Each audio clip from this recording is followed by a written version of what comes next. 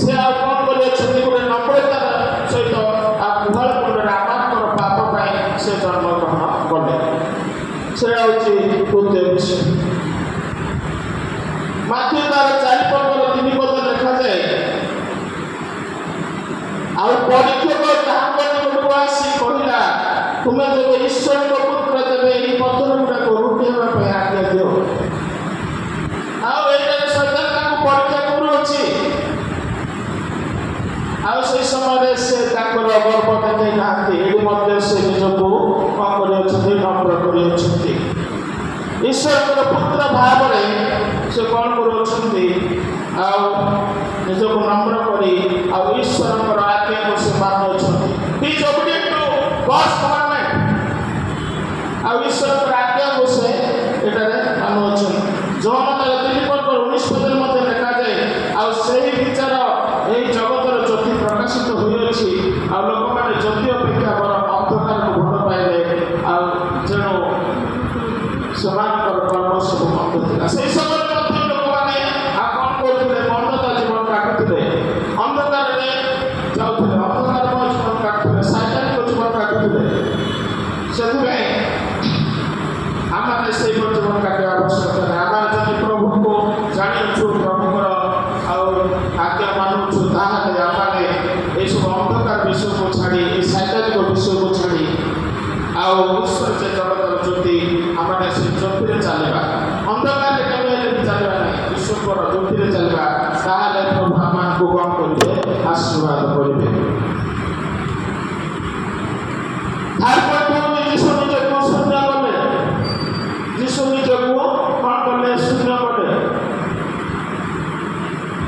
7-8 अनुसारे फिलिपियोतर 7-8 अनुसारे यीशु निजको शून्य କରିବା ଦ୍ୱାରା ଐଶ୍ୱର୍ଯ୍ୟପୂର୍ଣ୍ଣ ପରିତ୍ୟାଗ କରିନଥିଲେ ପ୍ରେରିତ ପାଉଲ ଜୋର ଦେଇ କହନ୍ତି ଯେ ବିଶ୍ୱର ରାଜା ଭାବରେ ଖ୍ରୀଷ୍ଟ ନିଜର ସମସ୍ତ ଅଧିକାରକୁ ପରିତ୍ୟାଗ କରି କୃଷରେ ମୃତ୍ୟୁବରଣ କରିବା ପାଇଁ ଶିଶୁ ରୂପରେ ଜନ୍ମଗ୍ରହଣ କରିଥିଲେ ସେ ବିଶ୍ୱର ରାଜା ଭାବରେ ଖ୍ରୀଷ୍ଟ ନିଜକୁ ଶୂନ୍ୟ କରିଅଛନ୍ତି ଏଠାରେ ଆଉ ସେ କୃଷରେ ମୃତ୍ୟୁବରଣ କରିଅଛନ୍ତି ଶିଶୁ ରୂପରେ ଆଉ କ'ଣ କରିଅଛନ୍ତି ଆମମାନଙ୍କ ପାଇଁ ସେ ଜନ୍ମଗ୍ରହଣ କରିଅଛନ୍ତି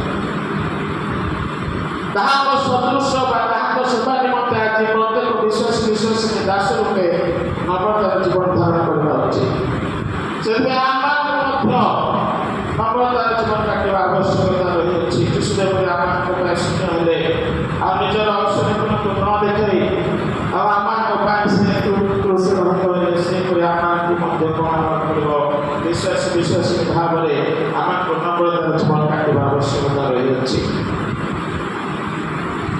ମାର୍କ 10 ପର୍ବର 44 ପଦ କିଏ ଜଣେ ପଢ଼ିଦେବେ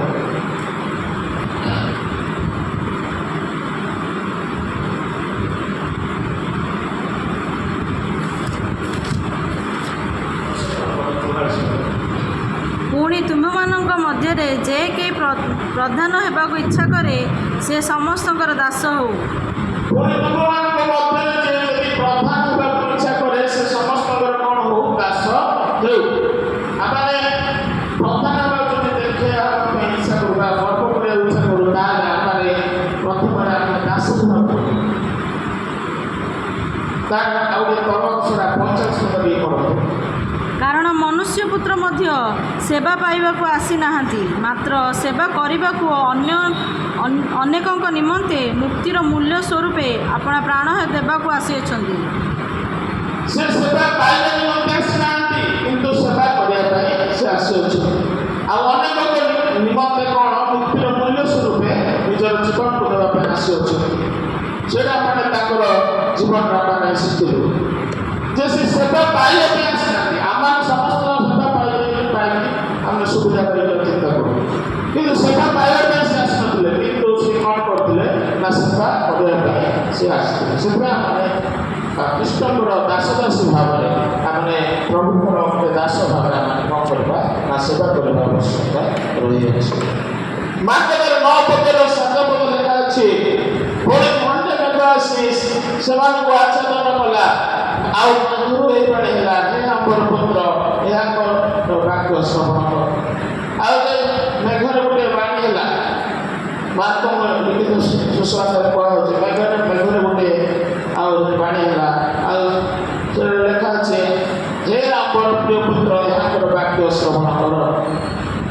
ସେଇଟା ଲେଖୁଛନ୍ତି ଯେ ସେ କ'ଣ ନା ତାଙ୍କର ପୁତ୍ର ଭାବରେ ଆଉ ପ୍ରଭୁ ଈଶ୍ୱରଙ୍କର ବାକ୍ୟକୁ ଶ୍ରବଣ କରୁଅଛି।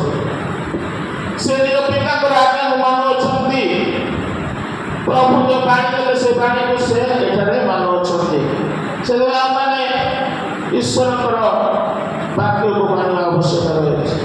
ପିତା ଯୀଶୁଖ୍ରୀଷ୍ଟ ଯେପରି ଆଉ ପିତା ଈଶ୍ୱରଙ୍କର କଥା ମାନିଥିଲେ ଆମମାନେ ମଧ୍ୟ ପ୍ରଭୁ ଯୀଶୁଖ୍ରୀଷ୍ଟଙ୍କର ବାକ୍ୟ ମାନିବା ଆବଶ୍ୟକତା ରହିଅଛି। ନମ୍ବରଟା ହେଲେ ଉନ୍ନତ ହେବ। ଆମେ ଯଦି ନିଜକୁ ନଷ୍ଟ କରିବା ତାହେଲେ ଆମେ ଉନ୍ନତ ହେବ। କୃଷ୍ଣ ମନ୍ଦିରରେ କୃଷ୍ଣ ପିତାଙ୍କର ସେଇ ପ୍ରତି ଶ୍ରେଷ୍ଠ ବାଧ୍ୟତାର ଆଦର୍ଶ ଦେଖାଯାଏ। ମହାନ ଏବଂ ପ୍ରଧାନ ହେବା ନିମନ୍ତେ ସେବକ ଦାସ ହେବା ଯେ ଆବଶ୍ୟକ ଯୀଶୁ ପୂର୍ବରୁ ଏହା କହିଥିଲେ। ସେଥିପାଇଁ ଆମେ ଆଦର୍ଶ ସେ ଆମମାନଙ୍କ ପାଇଁ ଗୋଟିଏ ଶ୍ରେଷ୍ଠ ବାଧ୍ୟତାର ଆଦର୍ଶ ଦେଖାଇଥିଲେ। ଆଉ ମହାନ ପ୍ରଧାନ ହେବା ନିମନ୍ତେ ଗୋଟିଏ ସେବକ ବା ଦାସ ଭାବରେ ଆମମାନଙ୍କର ଜୀବନ କାଟିବା ଆବଶ୍ୟକତା ରହିଅଛି। ପ୍ରଭୁରେ ଯୀଶୁ ଆଉ ଆମମାନଙ୍କୁ କ'ଣ କରିବେ ନା ଉନ୍ନତ କରିବେ। ଯଦି ଆମେ ନିଜକୁ ନଷ୍ଟ କରିବା ନାହିଁ, ପ୍ରଭୁଙ୍କ ଠାରେ ନିଜକୁ ସମର୍ପଣ କରିବା ନାହିଁ, ପ୍ରଭୁଙ୍କ ଠାରେ ନିଜ ଜୀବନକୁ ଦେବା ନାହିଁ, କହିଲେ ପ୍ରଭୁ ଆମମାନଙ୍କୁ କିପରି ଆଶୀର୍ବାଦ କରିବେ। ସେଥିପାଇଁ ଆମେ ନିଜକୁ ଆଉ ନଷ୍ଟ କରିବା, ପ୍ରଭୁଙ୍କ ଠାରେ ନିଜକୁ ଆଉ ଭାଙ୍ଗିବା, ତାହେଲେ ପ୍ରଭୁ ଆମମାନଙ୍କୁ କ'ଣ କରିବେ ନା ସେ ଆଶୀର୍ବାଦ କରିବେ ବା ଆମକୁ ଉନ୍ନତ କରିବେ। ମାତ୍ର 10:43 ଅନୁସାରେ ଏଇଟା କୁହାଯାଇଛି ଖ୍ରୀଷ୍ଟଙ୍କର ଶିଷ୍ୟ ଭାବରେ ଆମେ ପ୍ରତ୍ୟେକ ଆପଣ ବିଷୟରେ ସବୁବେଳେ ଚିନ୍ତା ନ କରି ଅନ୍ୟ ବିଷୟରେ ଚିନ୍ତା କରିବା ଆବଶ୍ୟକ। ଆମେ ସବୁବେଳେ ଆମ ବିଷୟରେ ଚିନ୍ତା କରିଥାଉ। ଆମେ କିପରି ଭଲରେ ଖାଇବା, ଭଲରେ ଶୋଇବା, ଭଲରେ ପିଇବା, ଭଲରେ ଆଉ ଜୀବନ କାଟିବା, ଭଲରେ ଲୁଗା ପିନ୍ଧିବା, ଭଲରେ ରହିବା, ଏଇପରି ଆମେ ଚିନ୍ତା କରିଥାଉ। କିନ୍ତୁ ଅନ୍ୟ ବିଷୟରେ ଚିନ୍ତା କରିନଥାଉ। ଅନ୍ୟ ଲୋକ କେମିତି ଭଲରେ ବଞ୍ଚିବ, ଭଲରେ ଖାଇବ, ଭଲରେ ପିଇବ, ସେଇଭଳି ଆମମାନଙ୍କର ଚିନ୍ତା ନାହିଁ। ସେଥିପାଇଁ ଆମେ ଅନ୍ୟ ବିଷୟରେ ମଧ୍ୟ ଚିନ୍ତା କରିବା ଆବଶ୍ୟକତା ରହିଅଛି। ସର୍ବଦା ଈଶ୍ୱରଙ୍କର ଗୌରବ ନିମନ୍ତେ ଯତ୍ନବାନ ହେବା ଉଚିତ। ଆମେ ଅନ୍ୟ ବିଷୟରେ ଚିନ୍ତା କରିବା, ଅନ୍ୟ ପାଇଁ ଭାବିବା, ଅନ୍ୟ ପାଇଁ ଅନ୍ୟ ସେବା କରିବା ଦ୍ୱାରା ଆମେ ଈଶ୍ୱରଙ୍କର ଗୌରବ ନିମନ୍ତେ ଯତ୍ନବାନ ହେବା। ସେଥିପାଇଁ ଆସୁ ଆମେ ଏଇ ଚାରୋଟି ବିଷୟକୁ ଆମେ ନିଜ ଜୀବନରେ କାର୍ଯ୍ୟକାରୀ କରିବା, ତାହେଲେ ପ୍ରଭୁ ଆମମାନଙ୍କୁ ଆଶୀର୍ବାଦ କରିବେ, ଆମମାନଙ୍କୁ ଦୟା କରିବେ, ଆଉ ଆମେ ପ୍ରଭୁଙ୍କର ବାକ୍ୟ ଅନୁସାରେ ଚାଲିପାରିବା। ପ୍ରଭୁ ଏ ଅଳ୍ପ ଚିନ୍ତାରେ ଆମ ସମସ୍ତଙ୍କୁ ଆଶୀର୍ବାଦ କରନ୍ତୁ। ଆମେନ୍।